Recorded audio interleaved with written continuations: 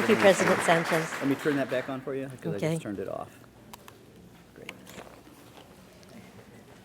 Hi, everyone. Thank you so much for coming to hear my story. What I'd like you to start by thinking about is what exactly is the face of mental illness? To you, is it the pilot that flies his plane into the mountain, killing all 150 people on board? Or is it the gentleman that goes into the church, killing everyone inside? Or maybe it's the man on Venice Beach that sleeps along the boardwalk and talks to himself. Or maybe, as you'll find out, it's me. As we go through this talk, I want you to challenge yourselves as to how you view mental illness and mentally ill people.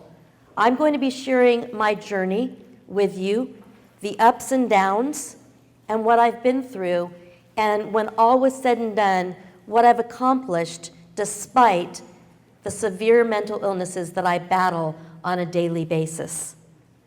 If you see my hand shake, I'm not used to holding a mic like this, and my medications cause tremors. So it's not that I'm nervous, it's that my hand's going to shake. So with that said, I'll continue on. My mental illness began, believe it or not, when I was 5 or 6 years old. I actually remember feeling different, like I didn't belong.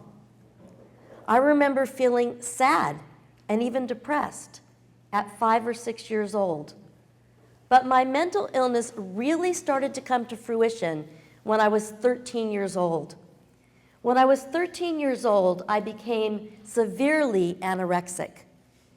I weighed 58 pounds at my current height of 4'11". I almost died. I was given two choices.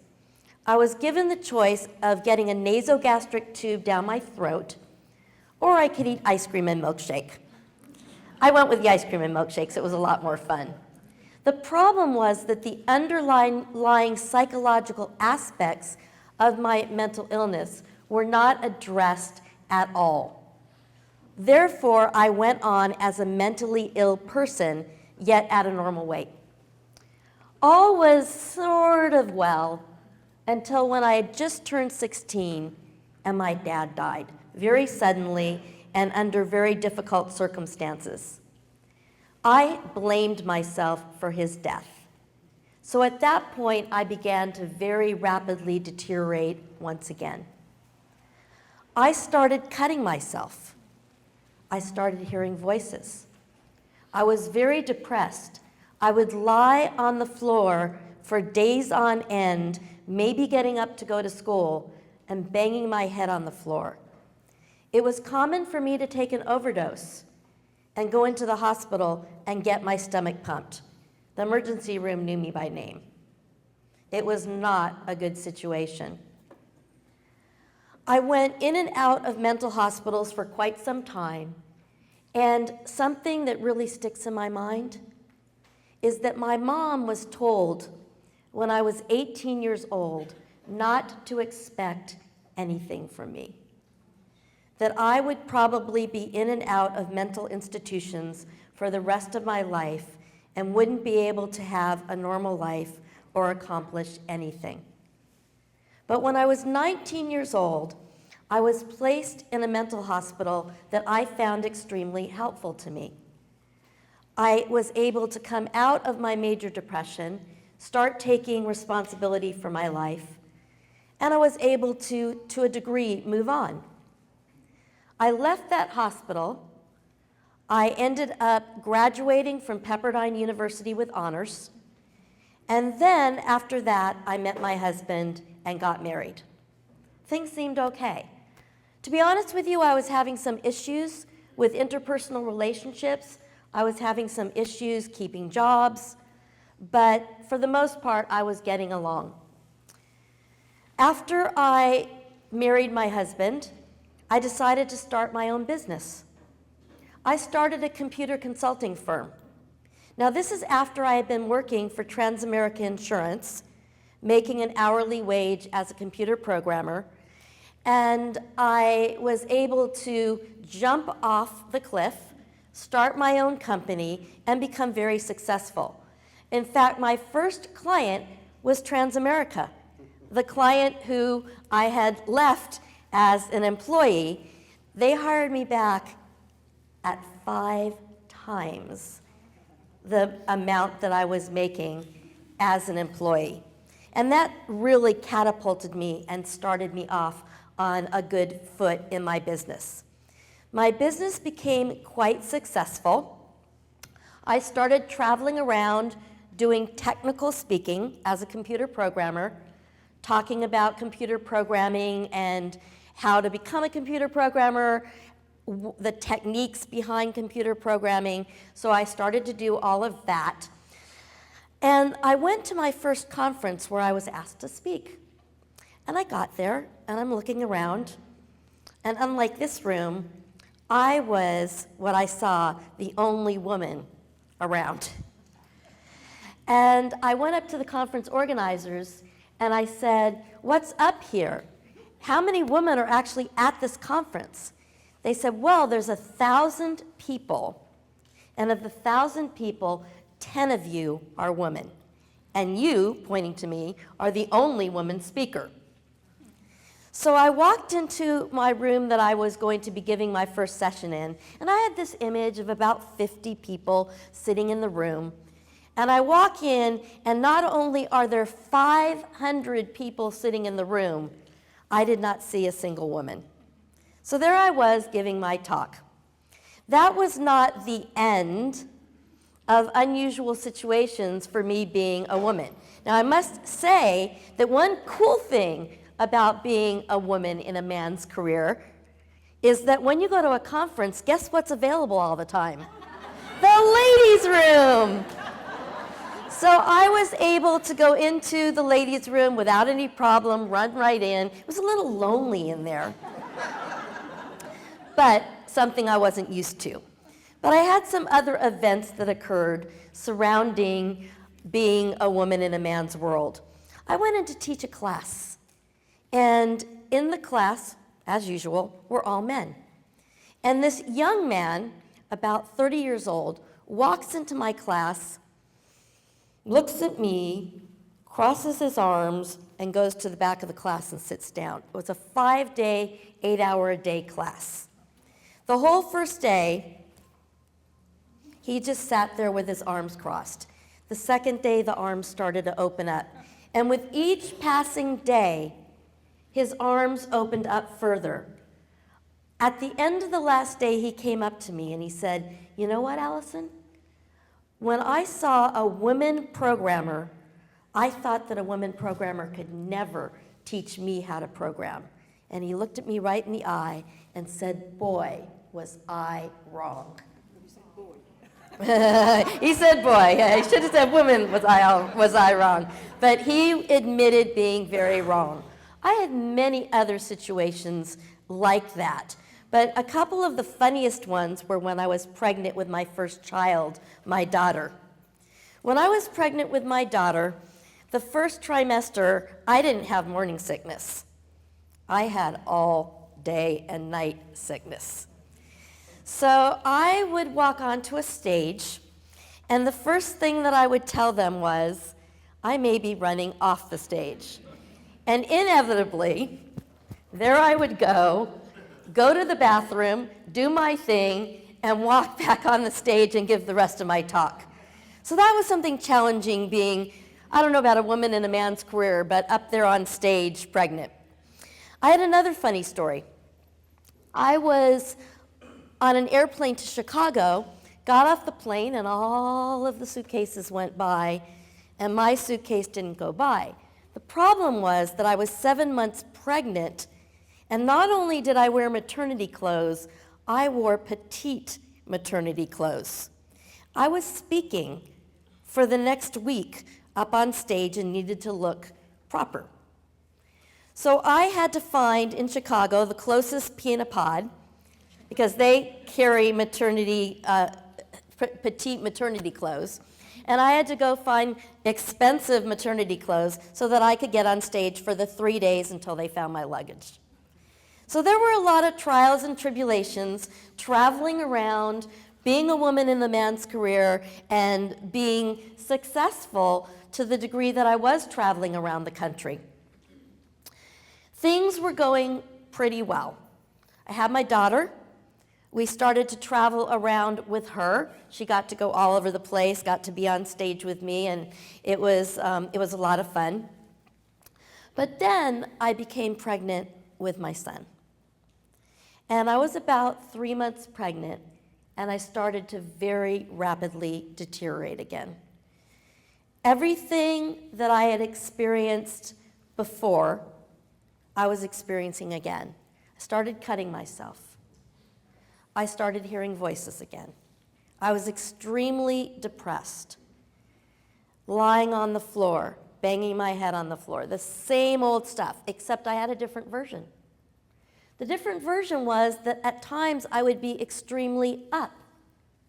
I would be very energetic, and I would often be so energetic that I would become irritable or even violent. So I would vacillate between these two states. And I was just going downhill really fast. I had my son. Life went on, me not doing well at all, until one day my children were 2 and 5, and I decided that I was going to kill myself. I drove to Griffith Park with several bottles of water and with several bottles of pills, and I climbed up the mountain, and this was at night.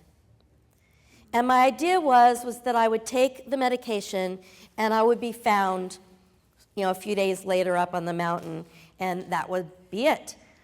But as I was sitting there on the mountain looking out, I realized something. I had a 2-year-old, a 5-year-old, and a husband at home. And I didn't want to leave them without a mother, without a wife. And so I turned around, drove to a mental hospital, and got admitted there, where I was diagnosed with 2 different mental illnesses. One of them was bipolar, which most of you have probably heard of. The bipolar was responsible for the extreme ups and downs that I was experiencing, probably responsible for the voices as well. But I was diagnosed with another illness, and this illness is actually the most serious. In fact, it's considered probably just about the most serious of mental illnesses because it's so difficult to manage and there is no cure. And it's called borderline personality disorder.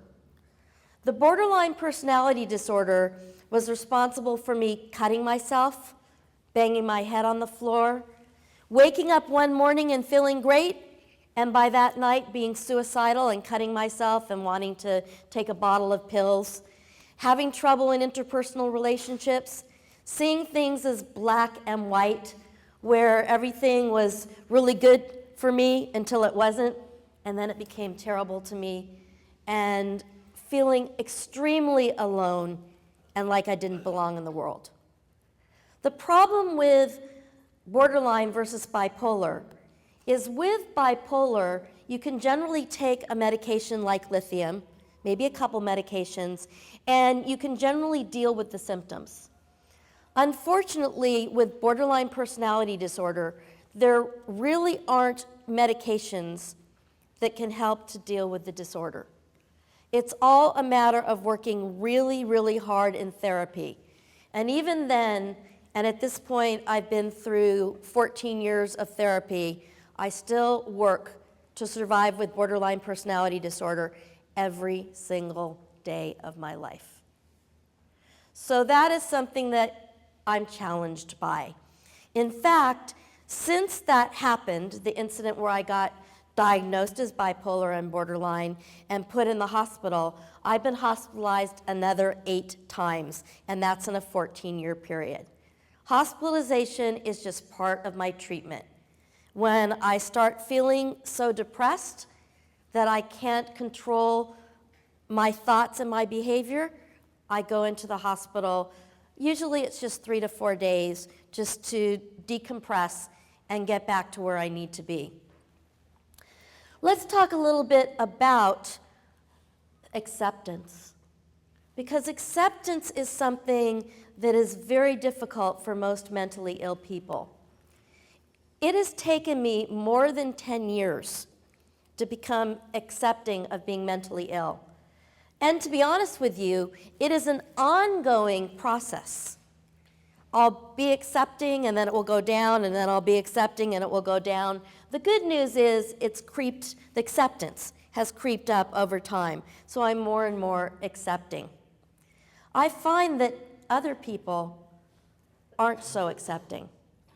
And that's why it's such an honor for me to speak for all of you today, because I feel maybe I can have some impact as to what mental illness is and what mentally ill people can accomplish, and why you might want to be interested in them, as opposed to push them away.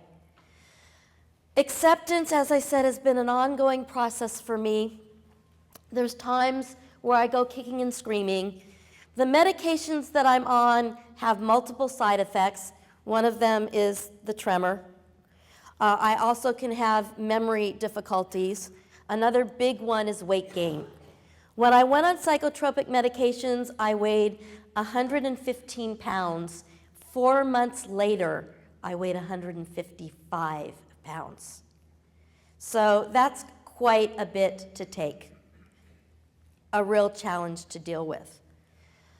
I like to tell 2 stories about acceptance because I am accepting of myself today.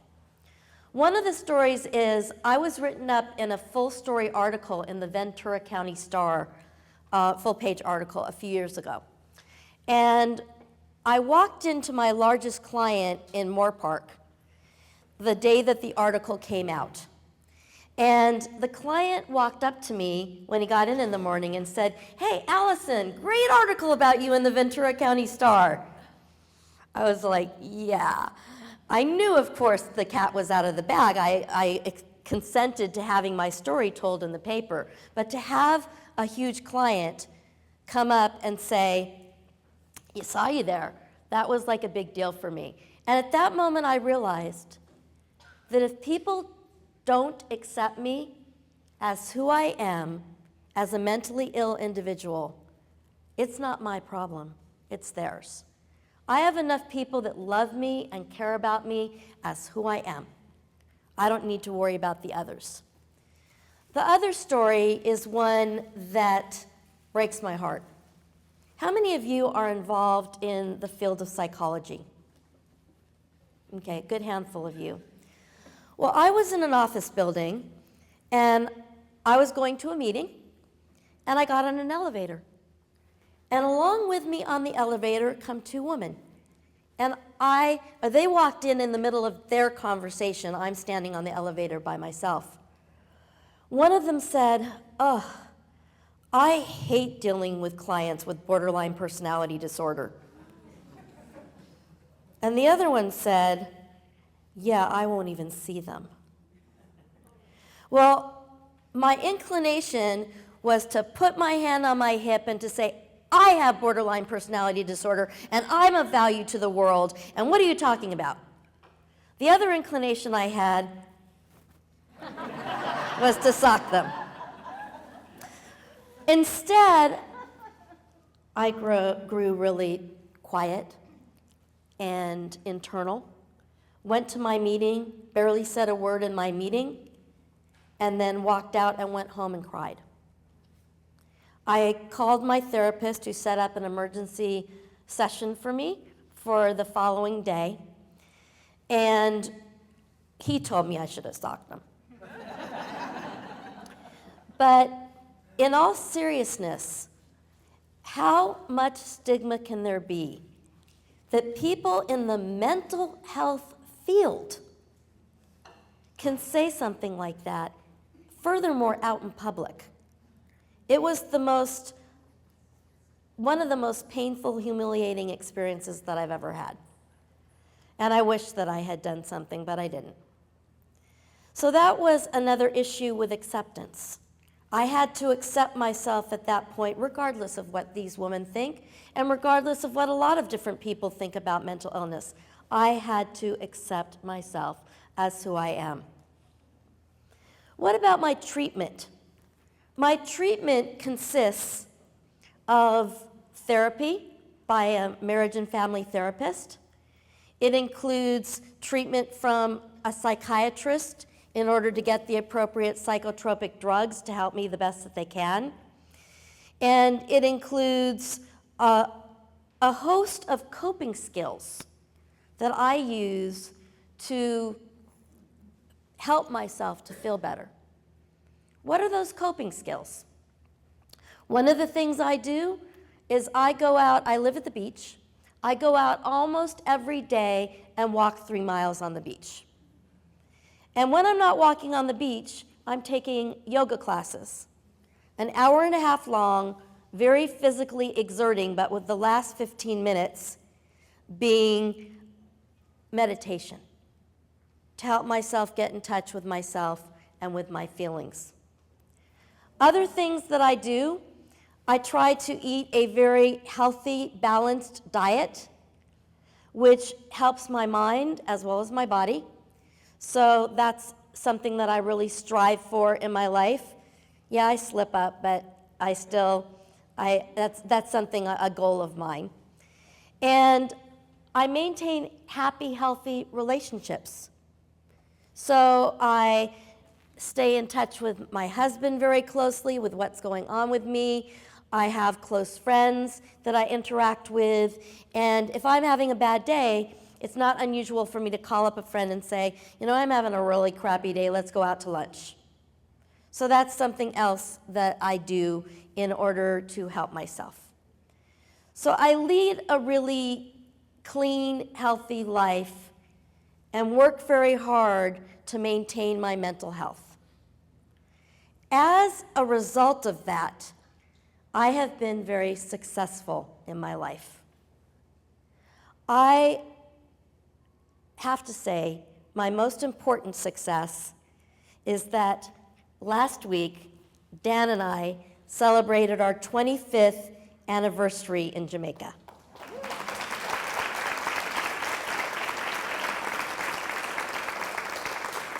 Thank you. The persistence that it's taken, and quite frankly, the support and unconditional love that Dan has given me has made that possible. Another thing that's extremely important and valuable to me is we have a very happy, healthy 19-year-old daughter who goes to Chapman University. She is studying entertainment management and is currently working on an internship at NBC Universal. So she's been very successful as well. She's straight A's and on the chancellor's list. My son, our son, Brendan, is 16 years old. He's the typical 16-year-old boy. But the good news is he's not in any trouble. He's just a pain in the butt,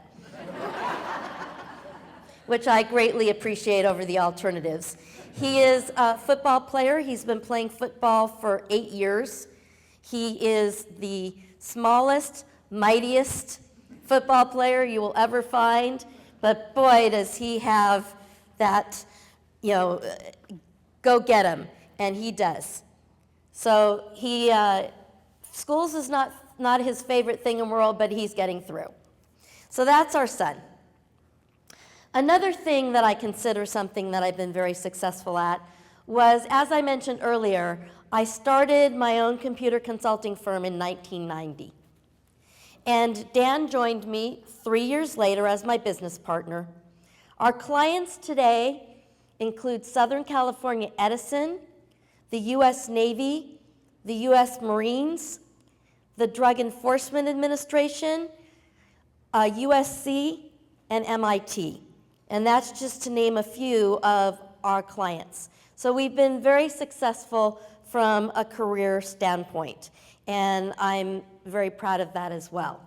I have to go back here because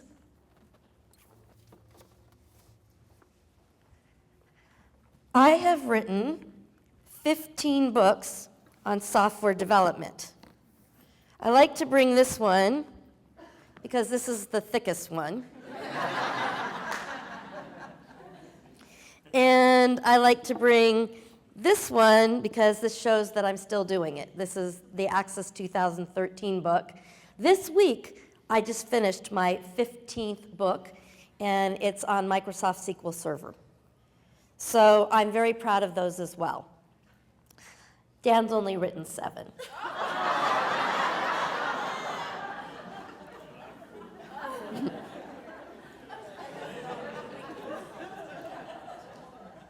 Also, I've written or authored 300 computer training videos on software development and many different aspects of computers.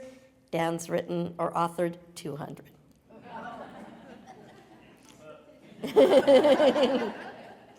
So that's another thing I've accomplished. Now, did I accomplish a lot of that when I was manic? Yes, but I still accomplished it. And today, I continue to accomplish without being manic. So that's something I'm proud of. Another thing is I was selected as 2012-2013 Ventura County Woman Business Owner of the Year. I'm also a Microsoft, thank you. Thank you. I'm also a Microsoft MVP, which stands for Most Valuable Professional, and that's for my contributions to the software development community throughout the years, through books, online forums, and that sort of thing.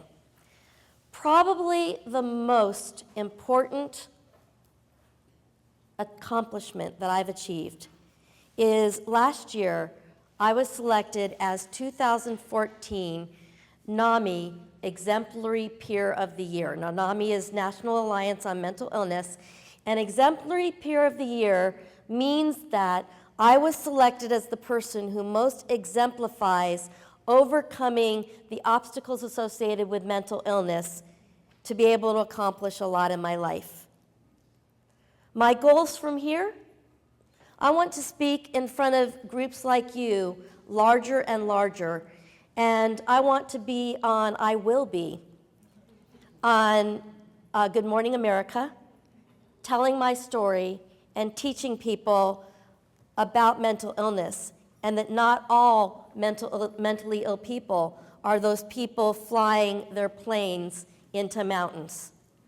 I also want to go as an advocate, will go as an advocate to the White House, advocating for mentally ill people and for our rights and for benefits that will help us. Because it's so sad to see other mentally ill people who aren't as fortunate as myself who end up on the streets rather than in a mental hospital. So I'd like to see those people helped as well.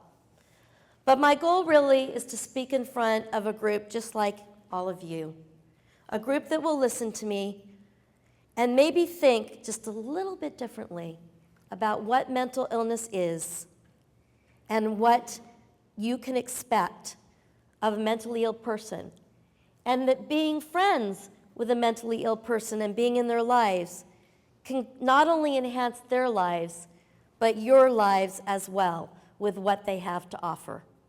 Thank you very much for listening to me.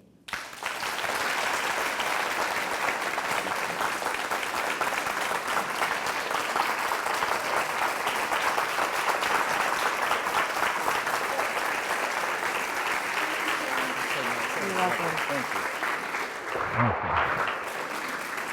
Am I going to answer questions? Would you like to would you Sure. take questions? Sure. If there are any questions from the audience, Alison, Yes, go ahead. You said that you would regularly go to the mental institution and decompress there. Yes. What do you attribute this decompression to? Is there a human component that we could bring into the classroom when we have a student like this to help them feel more at ease? Okay, so let me make sure I've got your question correct. You want to know within the classroom, if somebody appears to need some decompression, how could you facilitate that without maybe them having to go to the hospital? Yeah, or what is it at the hospital that they were doing for you to feel decompressed besides those Okay. drugs and other things? Okay, so for me to feel decompressed, what worked the most for me was getting away from my environment. So as a student, maybe you can, I don't know if this is appropriate here, but send them home, not you send them, but talk to them about being home for a couple days, doing their work at home, feeling better and coming back. I don't know if that's doable, but yeah. Who else? There were other questions. Yes? When I think of people taking drugs and I think of them getting habituated to the drugs, do you have to increase your medication or do they change your medications to try and help you maintain your disposition? And what fraction, sorry for so many questions. No, that's okay. And what fraction of your mental state is dependent upon those drugs? Would you say like 50%? Good questions. As far as becoming habituated to the medications that I am on are not habitual, although over time their effects may diminish, which is a separate issue. So I do at times need to be changed to be on different medications so that I can do as well as I was doing before. As far as what was your? The other thing was, how do you, in terms of you maintaining your mental state, what fraction do you attribute to medication? Okay, so as far as maintaining my mental state, if I were simply bipolar, I would say that probably 90% of my mental state would be affected or helped by the psychotropic medications. Because I suffer from borderline personality disorder, at best 10% is helped. There's one drug that I'm on that they found has some efficacy towards borderline personality disorder. I am on that, but it's like a 10% help. It's really a lot of therapy and self-work. Yeah. Yes? Do you feel that for individuals suffering with mental illness that Obamacare is a step forward? Ooh, that's a political one. And you can decline. Yeah, I was going to say, I don't know enough to be able to answer that question. What I will say, because I do know enough about this, is that back in the days when Camarillo Mental Hospital was open, it helped a lot of people that today are on the streets. Yeah. Other questions? Yes. Knowing that you can only speak to your story, but even with that, thinking about for those of us in student services as well as those of us that are in the classroom, what was helpful to you when you were a student? What in terms of how people treated you? When I was a student, and I'm 53, okay, when I was a student, there wasn't much that it was, I think mental illness was so taboo at that point that I received absolutely, unfortunately, no help from counseling services at school or anything like that. Today, I would hope that people in counseling situations would listen, would learn to recognize a very serious problem versus a more mild problem, when somebody needs to be sent to the hospital versus when you can just work with them or recommend a therapist to them. So that's, I think, the best you can do today. Does that help? Yes, it does. And as far as just how people interact, it's there's that idea about having an invisible condition.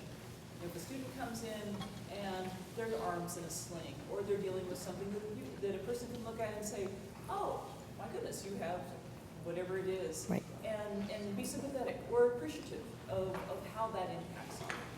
But for the invisible conditions, that's not available, and we tend to attribute, you should try harder, improve your attitude. It all kind of goes back to Right. just not, yes, I can be sympathetic, but you should really try harder.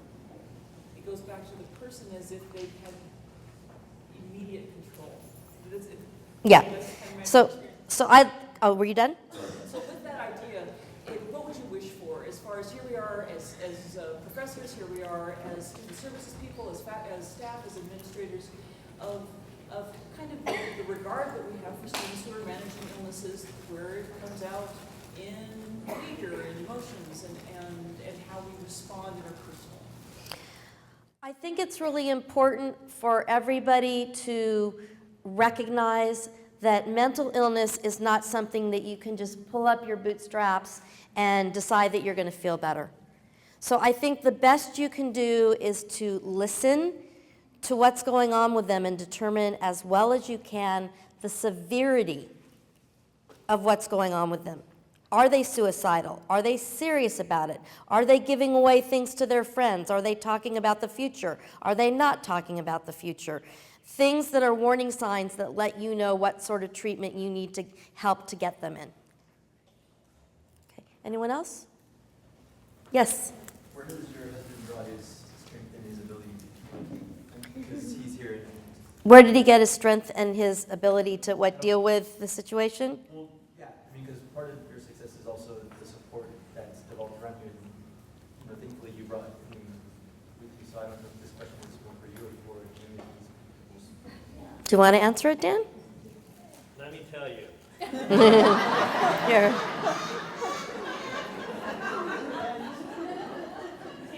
I don't know. I mean, well, I guess the answer is it's a difficult thing to really think. I mean, thankfully in my life, everyone has challenges. I'm no different than any of you, of course.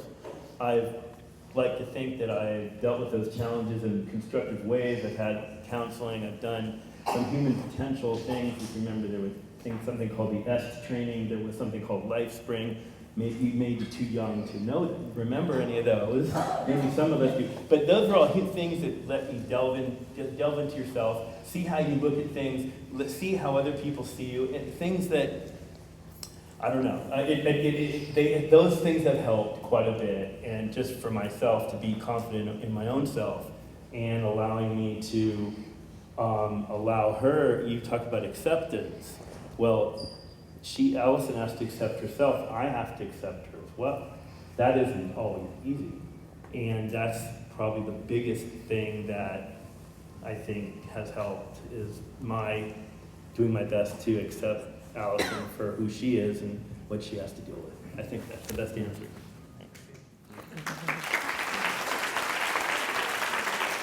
Thanks, Sonny. Yes? Sounds like your kids are doing really well. What have they had in the way of therapy to be able to deal with the situation, and what kind of problems have they come across with friends in school? Okay, I think we've been really lucky as far as my kids go. We have had some family therapy. They have not had individual therapy. We and the therapists haven't felt they've needed it. So we've had some therapy, just like, this is what we're all facing. What are some effective ways to deal with it? So that's what we've done more than individual therapy. And the kids from a young age learned that mommy is sick and mommy goes to the hospital sometimes. And there is an aspect of embarrassment that goes along with that, particularly when they were younger. And they still don't go running around saying, my mom goes to mental hospitals. That's where she goes on her vacations. But they're a lot more accepting themselves, and particularly the 19-year-old, our daughter, I think really embraces it a lot more than 16-year-old boy. They're, I won't go any further. Anyone else? Okay, well, thank you all again. If you want to come up to me afterward, that's fine. Thank you. Have a great rest of the day.